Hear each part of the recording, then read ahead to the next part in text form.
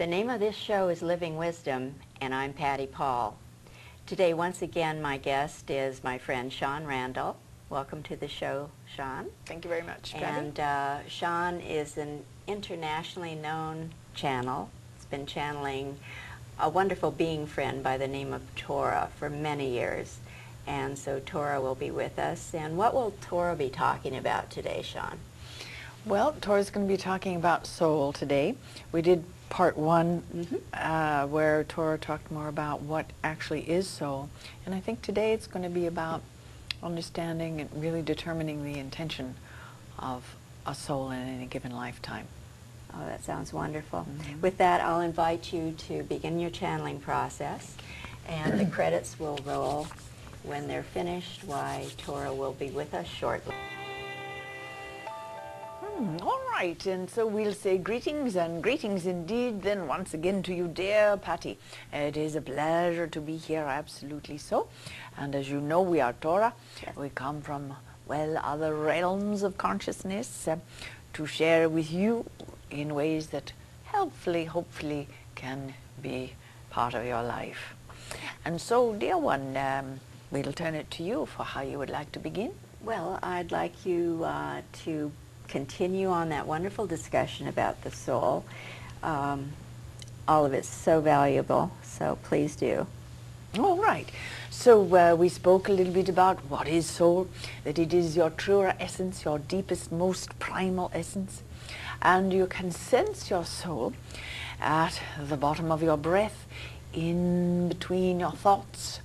And to get to that level of silence and essence, you are getting to an awareness of your soul. So with that, we would also mention that you are very aware of your soul's essence when you have experiences that touch you deeply. And we are going to tie this together with the idea of your soul's intentions in this lifetime, and even the idea of destiny. But what touches you deeply, and often they say, oh, it touched my very soul. And that is very true. What touches you deeply does touch your soul. Something that goes beyond your standard thoughts and feelings, emotions and responses is something that touches your soul. Also, deep emotional experiences that feel expansive touch your soul. The expansive emotions, love, gratitude, joy, etc. These emotions that are felt very essentially in a deep inner way are experiences of you touching your soul. So if a person doesn't have a lot of happiness and joy, well, then they're not getting a lot of their soul energy in their life. A great deal of unhappiness, people that shut themselves down, they shut down their life, don't they? And one finds that that's when you have illness and things get very contracting, and the body can begin to shut itself down in various and sundry ways. So basically these expansive experiences that are deep and inner experiences, as opposed to simply external or superficial physical experiences, these deep inner experiences feed you from the essence of your soul. Okay, so what does the soul want to do in this lifetime or any given lifetime? Why is it here? Why does this unlimited thing called soul take on a limited body? Very good question. Why does it take on that ultimate paradox of unlimited together with limited? Soul and body combined. Well, it is indeed to become more love, to experience more love in new ways, in the context of different lifetimes, and to evolve the experience of what to do with that love. In other words, creativity. Creation wants to create itself. Soul wants to be creative. Soul wants to be more love and to be creative. So there's lots of lifetimes you can do that in, and lots of experiences between lifetimes it can be creative as well. But the soul will take on a lifetime like a character in a play. Try on that suit of clothes, try on that physical body, and through that character, learn to be more love and to be creative with it. Well, there's a lot of obstacles, a lot of things to bypass. For the very first and biggest and most obvious thing to understand is that one's true self is not limited. That's the most difficult thing to try to understand in the physical existence. Who you really are is unlimited. So you put on this character, or like a deep-sea diver suit, you put on the suit to come down, to explore the bottom of the ocean, and to have some of your soul's intention realized there or made real at the physical dimension. How does that happen? How do you know what your soul wants to do in any given lifetime? First, we say what it doesn't want to do. It doesn't want to have a fate or something preordained in terms of a scenario. In other words, your soul isn't saying, well, I want you to go to that university that year, I want you to live in this state, I want you to live in that country. It isn't going to be specific about the data of a lifetime, the itinerary of a lifetime, if you will. But actually the intention of the soul will be about your deepest desire, its deepest desire for loving, giving, receiving, expanding, and creating. Mm. So when people are trying to figure out what is their soul's intention, first thing to do is say, what is my deepest desire? My deepest desire.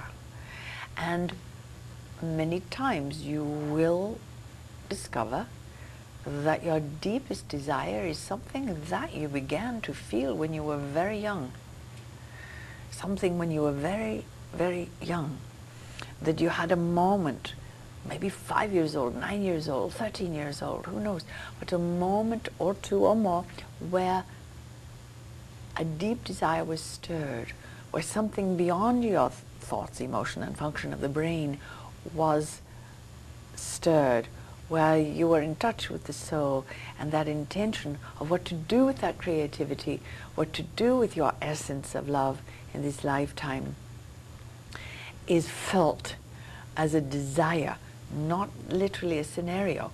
Some people will know the scenario, mm-hmm. Others won't, but they'll feel the desire nonetheless. And so, well, at this juncture we're going to turn it to you, Patty. Oh, I was just thinking, I think that moment that you're referring to occurred for me. I believe I was in junior high school, and in whatever class it was, whether it was, well, I don't recall, but in the textbook that we were using, it had a section on psychology. I had never heard of psychology or understood anything about that, and for me it was like a door opening, because I thought, at last, here there is a source of answers to help me understand myself and other people. And for me, that was a key point for that reason. Mm-hmm. And of course then what comes to mind is the word psyche is soul. Means soul. Yes, absolutely. Absolutely. What transcends the physical body. And that experience, as you say, like a door opening, mm-hmm. It's a very good way to put it. A sense of an aha moment of realization. Oh, yes, a recognition. That feeling is something that almost everyone has in one way or another when they're very young. And so out of that attraction to psychology, that door opening, came your quest, right, Patty? Yes, absolutely. Mm-hmm. Mm-hmm. Your journey into understanding the psyche, things of other dimensions, things of what human experience is really all about. Mm-hmm. The transcendental aspect or the transcendent aspect of human beings. So this brings up a very, very important point too, that most people will feel their deepest desire in some way wants to give or share with others. Yes. Even if it's in the arts. You want to express music, play the violin, play piano, in order to share the music, to give the music. A doctor wants to share healing, give healing. A nurse wants to give support to the daily functions of the patient, the body functions, whatever. So almost all things are going to be about giving, sharing. So now we see, well, in your case, discovering psychology, it isn't going to just stay with you. You're going to want to be saying, okay, I understand this and I want to share that with others. Mm-hmm. So if you also think of your deepest desire, something you want to give, something you want to share, involves more love, and it involves creativity. That means, how do you create giving and sharing it? Yes. Right? And in appropriate ways. In appropriate ways that are of service to self and humanity. How does one stay true to one's soul intention? Which means to get to its deepest essence, its most real essence. Right? Yes. So self-expression, and for those in the arts, is always about experience and sharing and giving. So the experience is also expanding.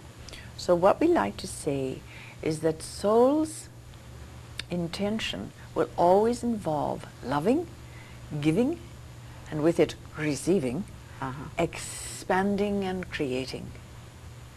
So anything that you have as an intention in your life will involve those energies. You can think of any profession at all, and it will in some way involve loving, giving, receiving, and expanding and creating. Would you like to try that out and name one? Just name a vocation here and there, and we'll show you how it fits together with soul intention. All right. A vocation, you say? Anything. Of course, I'm thinking of my interests, my activities, but let's That's say... all right then.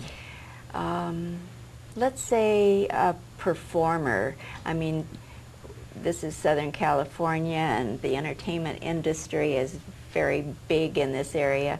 So let's say an actor, for instance. Would that fit your... Well, yes, we were addressing that a little bit. And there are this kind of actor and this kind of actor, different kinds of actors that seem to be motivated from different things. But always there is being more of love essence. In acting, there is almost every script you're ever going to read is motivated from the love drive and the motivation. You mean love for the... not romantic love necessarily. But for the acting itself, they love doing that? Is that what you're talking about when you say love?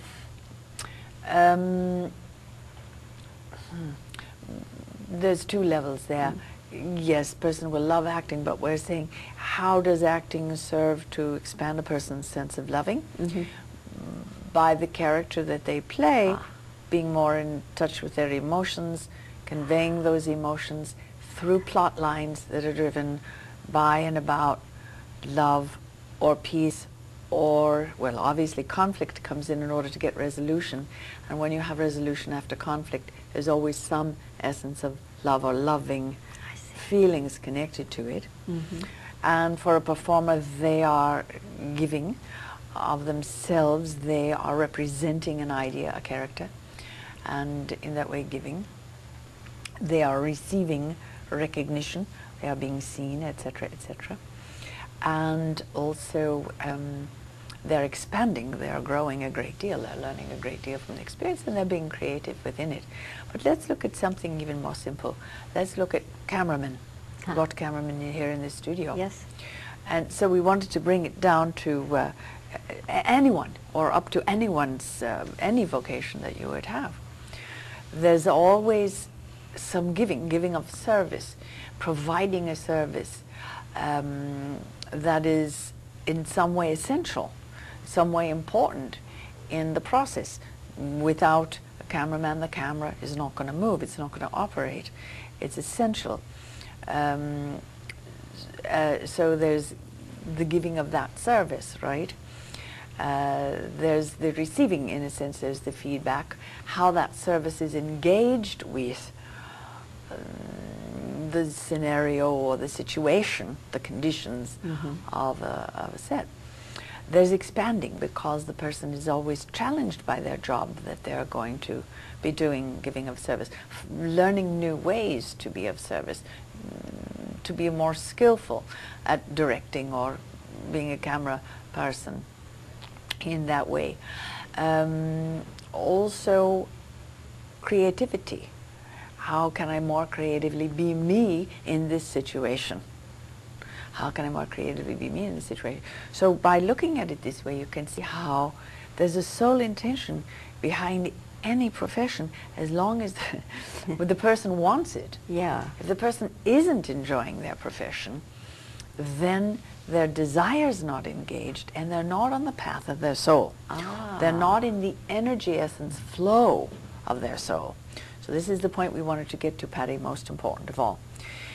To really be in the flow of bringing your soul's essence into this lifetime, to have that powerful energy working for you, where things line up and everything just works and everything's green lights as you drive down the boulevard. You must be doing something that is part of your deepest desire. It may not be your deepest desire to be a clerk, but it would maybe part of your deepest desire, because maybe the clerk says, I want to be president of this company someday because I love what this company does. It's providing an important service to people. Therefore, motivation and soul intention are very, very important to line up. So again, the deepest desire one feels is going to be part of your soul's intention in this lifetime. So if you're doing something you really don't enjoy at all, really have no desire to do, you're going to be out of sync with some flow of your soul's intention. It's a little bit like pinching a hose. Yes. So the water isn't coming through fully. That Open really makes sense. I know a few years ago, when I began to have this burning passion to write my book, and Torah, you know this, but I'll hold it up for the camera. I wrote a few years ago a book called A New Spirituality Beyond Religion, and it was such a passion for me. Things, as it progressed, as the manuscript progressed and the publishing and the promotion, things just flowed magically, absolutely magically. Because you were in line with the higher intentions of your soul. And the same with this television show. It has come about in most magical ways, and I love doing it. So the higher intention of your soul will always involve your desire and higher truth and higher wisdom. Higher truth and higher wisdom. And soul is always going to keep seeking that higher ground of higher truth and higher wisdom, as well as more creative ways of expressing its desires. So, question on this? Well, I'm just thinking, perhaps someone in the audience might be also thinking, well, this sounds wonderful, and they might want to launch into their passion, but being practical human beings, they might think, well, I probably won't earn enough to pay the rent if I quit my job and launch off into following my passion. So maybe you can talk a little bit about that. Well, what we say is do your passion anyway. If you've got to live a job, if you've got to take a job where you're just paying the rent, fine. But when you're not at that job, do your passion. Do your desire. And you see this happen all the time. Painters will paint even if they are working as a typist in that way. They'll get off work. They can't wait to take the next painting class, or they can't wait to learn to design this and that. So do what you love even if you're not working at a job you love. Do what you love and feed that desire. Feed the passion for that expression of your soul. Feed it by doing it, feeding it, doing it, feeding it. Let it grow, and sooner or later it's going to line up, just like your book and show did, Patty. Sooner or later things are going to line up. You hear stories all the time of people who were spotted or discovered for this, and gee, you did that well, and can I give you a job? So yeah, that's true. And of course, this also brings up another question. Getting in one's own way from one's smaller self. Pinching off the hose.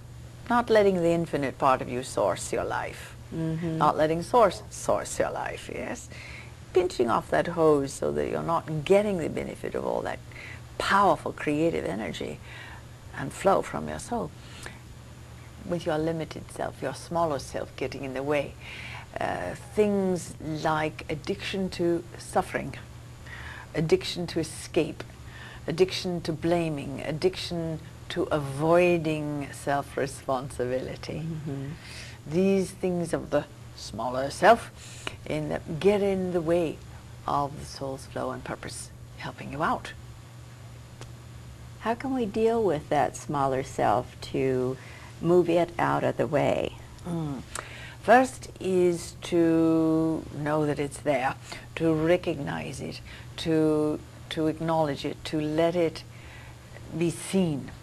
And that usually comes with people seeking help and assistance. Sometimes people have to hit the very bottom in order to see that they've been living a lie, living in their contracted self, in their smaller self, in their small thoughts, in their small feelings, the contracting thoughts, the self-doubting thoughts, the thoughts of I'll never do this, and all the negativity of criticism, self-judgment, self-criticism. So the first thing one might notice is, what's the quality of my thoughts? Do I self-criticize all the time? Do I suffocate hope? Do I suffocate my passion by putting myself down? Do I stop myself from self-doubt that is programmed, maybe conditioned from my parents? Oh, you'll never be able to do that. You'll never be able to do that. And you know, sometimes when children are told, don't do that, you can't do that, they take it in as I'm not able to do something. I'm not able to do something.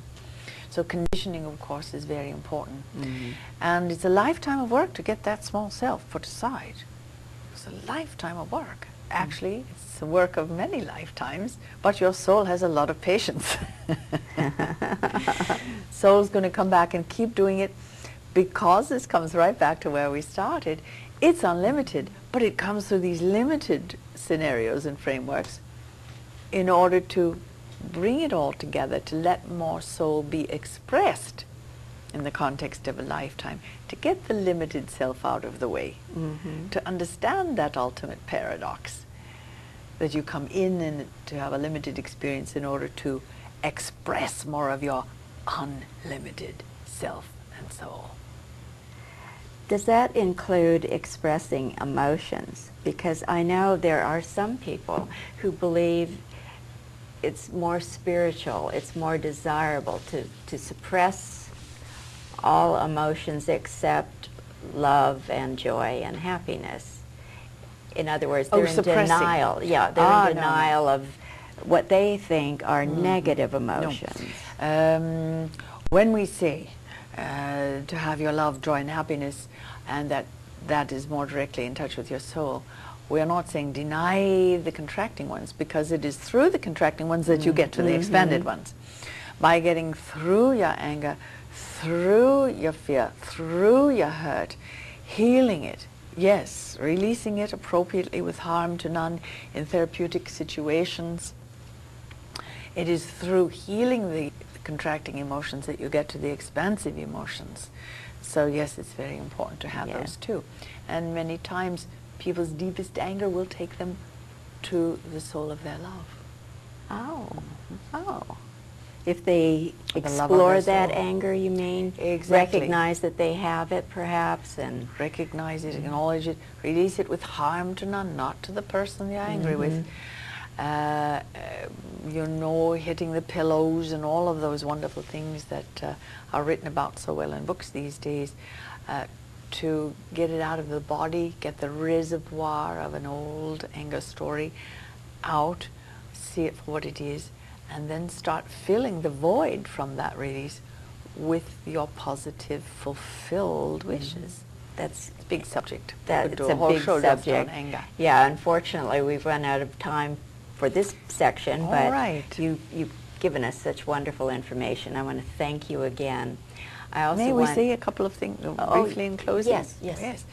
Briefly, we would say that to anyone watching, yes, anything that touches you deeply and helps you feel that your heart is opening, that your body is opening, that is a part of your soul saying, go for it. Oh, I love that. With that, we'll say goodbye until the next time.